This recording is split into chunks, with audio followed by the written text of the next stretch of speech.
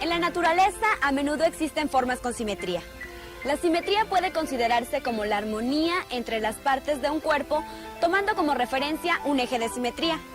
Algunos animales como el lobo, la jirafa, el leopardo, entre muchos más, tienen manchas en su cuerpo dispuestas en forma simétrica.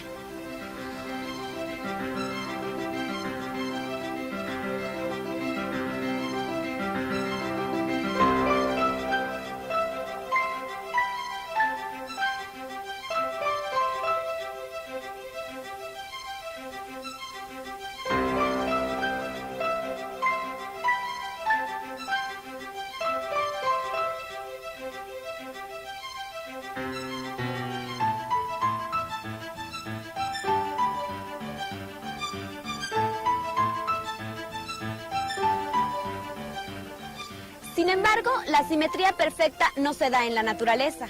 Pueden comprenderlo mirando su rostro. Es casi simétrico, pero un ojo es un poco menor que el otro. La frente no sigue exactamente la misma curva en sus extremos, entre algunas diferencias. Si bien en la naturaleza hay un acercamiento a la simetría perfecta se observa en creaciones hechas por el hombre. Hoy ustedes verán cómo la simetría se ha aplicado en distintas actividades del quehacer humano. Además, los invitamos a que participen con nosotros en la sección Aclaremos Dudas, ya sea enviándonos un fax o comunicándose vía telefónica o por correo de voz a los números que aparecen en pantalla.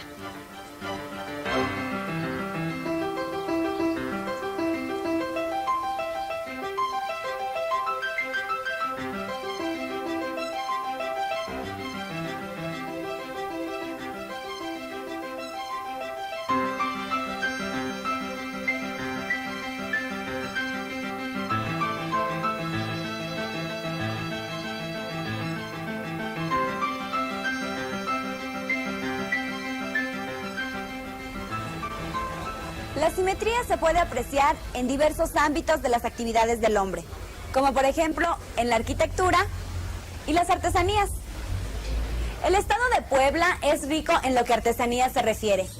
Una de las más tradicionales del lugar es la de Talavera, llamada así por ser una copia fiel de la artesanía producida en la región española de Talavera. Como podemos ver, este es un claro ejemplo de la aplicación de la simetría en las artesanías. Pues si le trazamos una línea imaginaria por aquí, nos quedarían dos partes exactamente iguales. Este tipo de artesanías es un arte ligado a espacios como la cocina,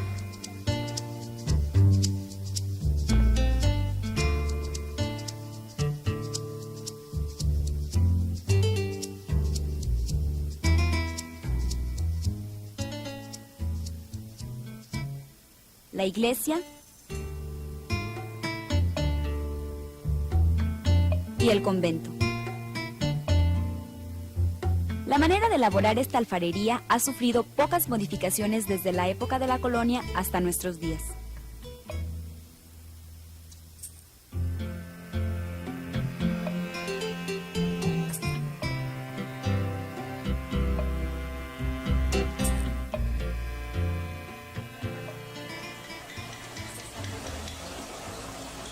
Veamos algunos pasos del proceso que se sigue para elaborar una artesanía de Talavera. Está con nosotros la señorita Graciela Cortés, que es diseñadora de este taller. Hola, señorita. Hola, buenas tardes. Muchas gracias por concedernos esta entrevista. ¿Nos podría explicar cómo elaboran los diseños de las piezas que se elaboran en este taller? Sí, mira, la Talavera data del siglo XVI, viene de los españoles, específicamente de una región que se llama Talavera de la Reina en España. La elaboración tarda aproximadamente 5 semanas para que una pieza quede exactamente como la vemos aquí. Son varios pasos los que se siguen. Se hace la preparación del barro, que se espera que se deshidrate, después ya se hace, ya cuando tienes el barro deshidratado, se amasa. A la hora de amasar el barro lo haces como si estuvieras haciendo un pastel, lo tiras sobre la plancha, lo extiendes con un rodillo, dependiendo de la pieza que vayas a hacer. Se hace la bola o pella que nosotros le llamamos, del tamaño adecuado. Si es una pieza chica, pues lógicamente es chica, si es una pieza grande, pues es más grande. Se trabaja en un torno parecido a este, que en este nosotros todavía tenemos tornos manuales o tornos eléctricos. Una parte importante de las piezas para que queden bien hechas simétricamente es que el torno esté bien nivelado y no haya ningún problema. Para hacer esta pieza, por ejemplo, el artesano pone la bola en el torno. Lo que hace es que él con sus manos va levantando el barro poco a poco y va viendo la altura. Entonces lo que él hace es ir levantando, después con sus mismas manos las reduce un poco, entonces ya se hace esta parte de la pieza hasta llegar a lo que es la boca de la pieza. Él ya tiene una guía más o menos aproximada del diámetro que tiene que tener esta pieza, mide y coincide, pues es que la pieza estuvo bien hecha. Bueno, una vez que ya tenemos la pieza esmaltada, después de otros procedimientos, lo que hacen ellos es colocar la pieza exactamente en el centro de un torno como este y poner un círculo que tiene ya tiene divididos unos cuadrantes abajo. Entonces pone la pieza exactamente, primero pone el círculo, después pone la pieza y lo que él hace es trazar líneas verticales hacia arriba, que por ejemplo aquí podemos ver que están en azul, estas que marcó aquí un cuadrante perfecto, y después ya empieza con el dibujo del medio. Cuando se trata de algunas otras piezas, por ejemplo, que las que nosotros llamamos plumeado, no hacen un trazo simétrico, sino solamente hacen el borde del plato y ellos empiezan a dibujar a mano alzada una forma como de grecas. Les queda casi, a ellos siempre les coincide casi exactamente y empiezan a hacer el plumeado. Además tiene que darse mucha idea en cuanto a colores y todo, porque no se ven los mismos colores que nosotros vemos acá, no se ven en una pieza que ellos apenas estén pintando. Se hornea y ya queda la pieza terminada.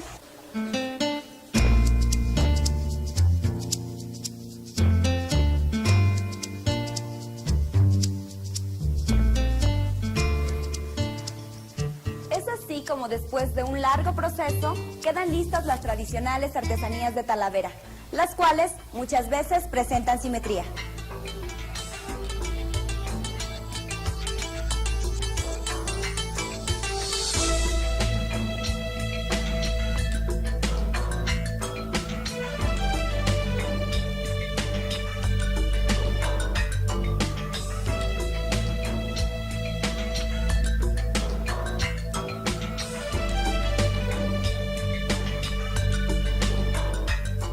La simetría es un concepto que se utiliza desde los tiempos antiguos.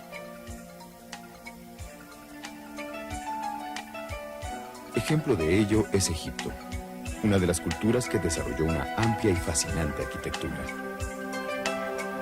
Muestra exacta de la aplicación de la simetría es la pirámide de Keops, perteneciente a un gran complejo funerario llamado Gizeh.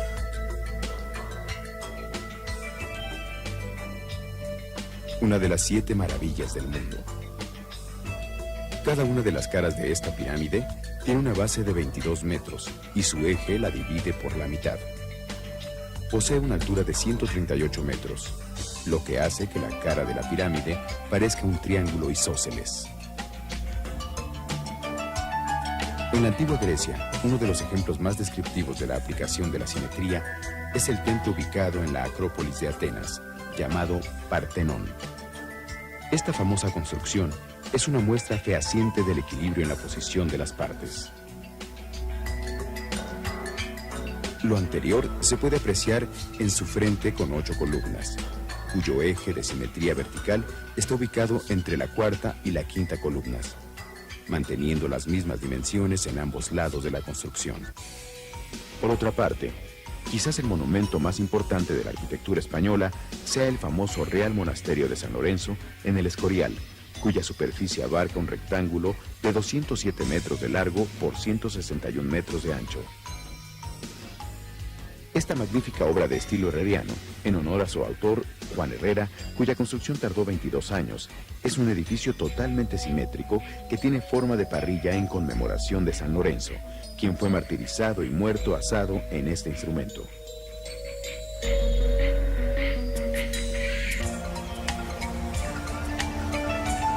También en muchas construcciones mexicanas se puede apreciar el mismo concepto. La iglesia más antigua de las que actualmente existen en México es la Catedral de Puebla, construida en 1575, que influyó posteriormente de manera notable en la edificación de varios templos de este estado. Su fachada constituye una de las más grandes obras del Renacimiento hispánico. Como se puede apreciar, esta consta de dos torres gemelas totalmente idénticas y simétricas. La torre A se encuentra a la misma distancia de la torre B con respecto al eje de simetría. En una simetría axial, es decir, con respecto de un eje, si el punto A se encuentra a cierta distancia del eje, su simétrico A' también. Lo mismo sucede con las campanas, una en cada torre, las cuales tienen la misma forma y guardan la misma distancia una y otra con referencia al eje de simetría. Todo esto es parte de la estructura que conforma la Catedral de Puebla, uno de los ejemplos más evidentes de la aplicación de la simetría en la arquitectura poblana.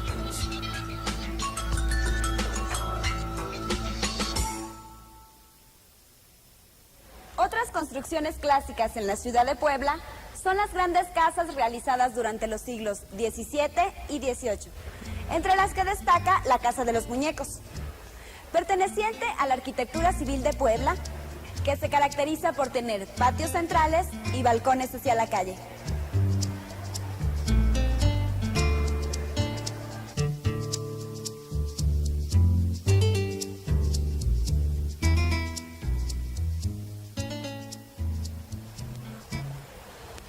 En su fachada se pueden apreciar varias habitaciones, todas distribuidas de igual forma.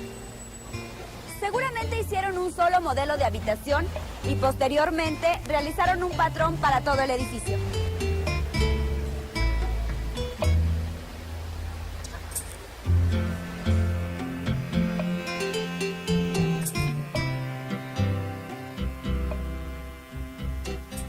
Uno de los oficios más antiguos en el que se aplica la simetría es la herrería.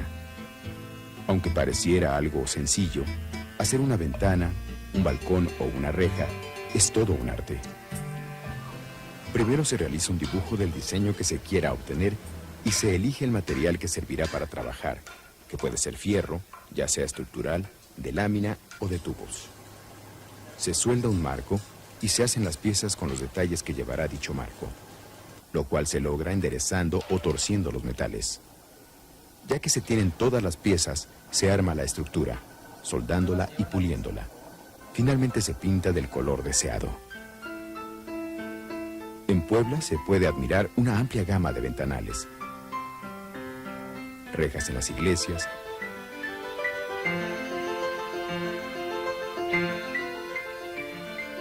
balcones y puertas realizadas a base de herrería.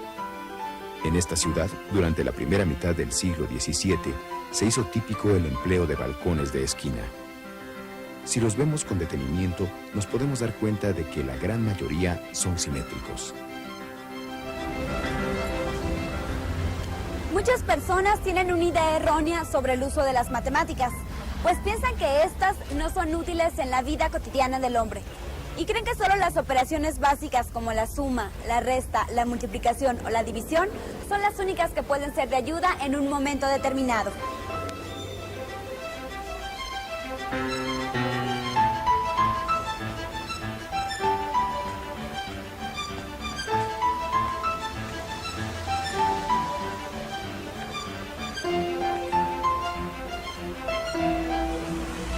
Sin embargo, las matemáticas son algo más que eso, pues si entendemos sus distintos conceptos, nos podemos dar cuenta de lo necesarios que son para aplicarlos en nuestra vida diaria. Con esto queremos decir que la simetría no es solo un concepto matemático. Además, está inmerso en distintos quehaceres del ser humano, como la arquitectura, la alfarería, la herrería y muchos otros más. Esperamos que con lo visto hasta ahora, ustedes tengan una idea clara de la aplicación y utilidad de la simetría. Pasemos ahora a nuestra sección, aclaremos dudas.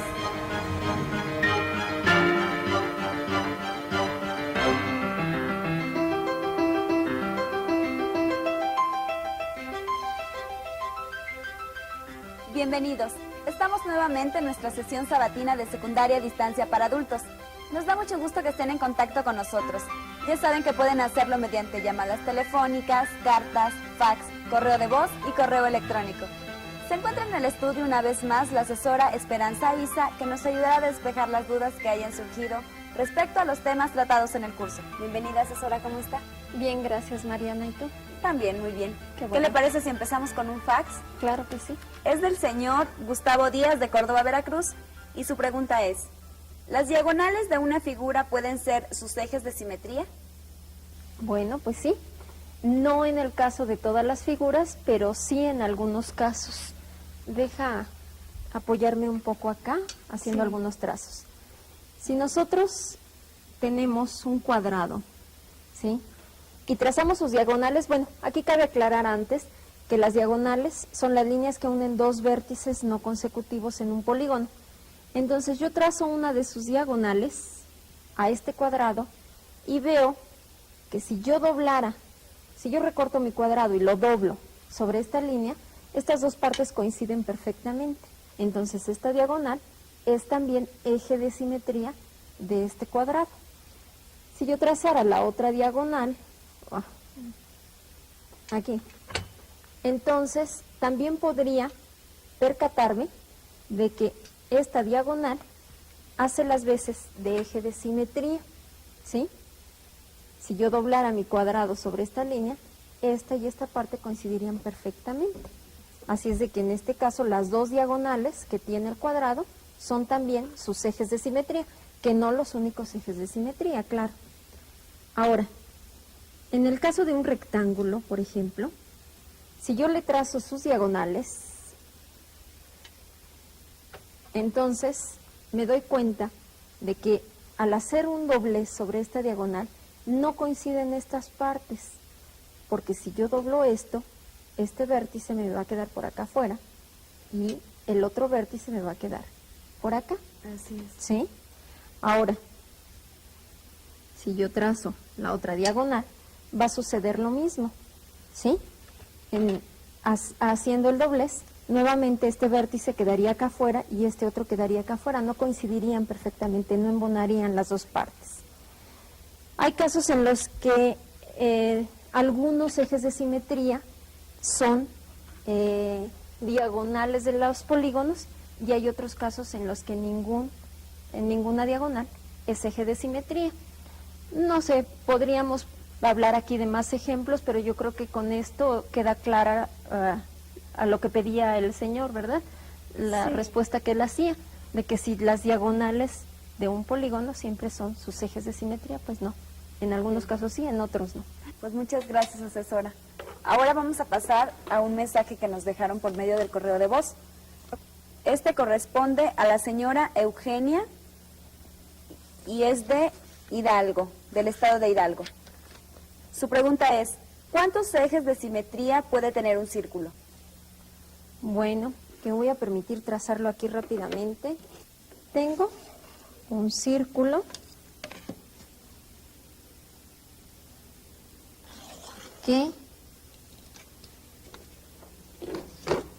al cual le puedo yo trazar una línea como esta, ¿sí? Y si yo doblara este círculo hacia acá, ¿sí? Esta parte hacia acá, podría ver que todos los puntos que hay aquí coinciden exactamente con todos los puntos que hay acá. O sea, esta parte coincide perfectamente con esta si yo hago el doblez sobre esa línea, ¿sí? Entonces, esta línea es un eje de simetría del círculo. Si yo trazo esta otra línea, ¿sí? Nuevamente tengo que al hacer el doblez sobre ella, toda esta sección coincide perfectamente con toda esta sección. Entonces, esta línea que acabo de trazar también será eje de simetría. Nuevamente trazo una línea más, ¿sí? Y si yo otra vez hago un doblez sobre ella, esta parte coincide perfectamente con esta, ¿sí? ¿Cuántas líneas más puedo trazar así? Pues bastantes. Pero también cabe aclarar que estas líneas, mira, están pasando por el centro del círculo y están uniendo dos puntos opuestos en la circunferencia. A este tipo de líneas es a las que les llamamos diámetros.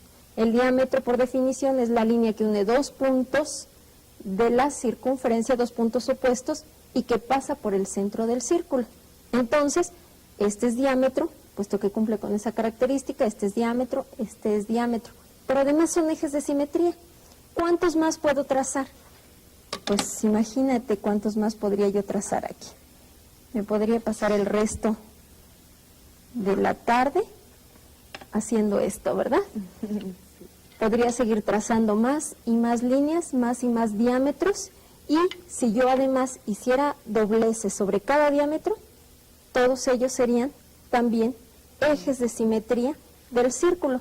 ¿Cuántos diámetros se pueden trazar en un círculo? Se puede trazar un número infinito de diámetros. Piensa cuántos cabrían aquí y en medio de ellos cuántos más, etcétera, ¿no? Entonces, si el círculo tiene un número infinito de diámetros, en consecuencia, y sus diámetros son además ejes de simetría del círculo, en consecuencia, el círculo tiene un número infinito de ejes de simetría. Pues ha sido todo por hoy, asesora. Muchas gracias por habernos despejado las dudas de nuestros amigos televidentes. Bueno, pues muchas gracias. Esperamos contar con usted en las próximas sesiones. Yo espero que sí, gracias. Esperamos que sus dudas se hayan resuelto y si todavía tienen alguna, no duden en comunicarse con nosotros. Por último, pasemos a nuestra sección para saber más.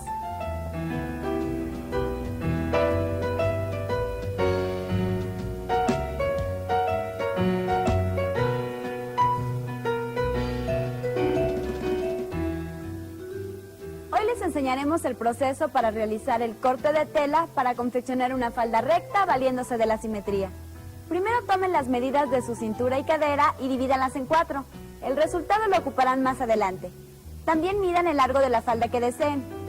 Tracen sobre un pliego de papel como este una línea vertical.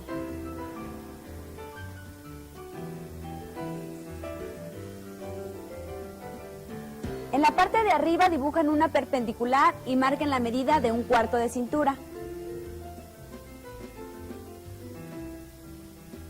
Hagan lo mismo 18 centímetros más abajo, pero con la medida de 1/4 de cadera.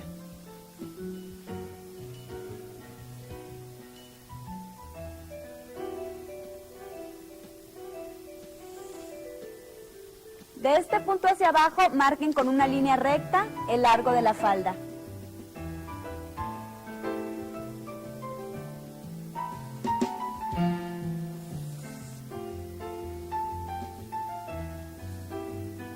A continuación, unan el punto de la cintura con el de la cadera con una ligera línea curva.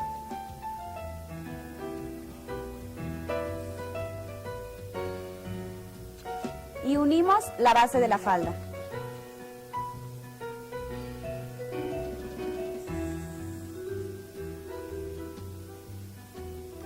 Corten el molde que acaban de trazar para que les quede de esta manera. Doblen la tela a la mitad y exactamente donde quede el doblez, que es el eje de simetría, coloquen el patrón y corten la tela aumentando 1 centímetro para la costura. Así obtenemos la parte delantera de la falda. Repiten este último proceso una vez más para que puedan obtener la parte trasera. Desdoblen ambas piezas y como pueden ver, tienen las dos partes de la falda.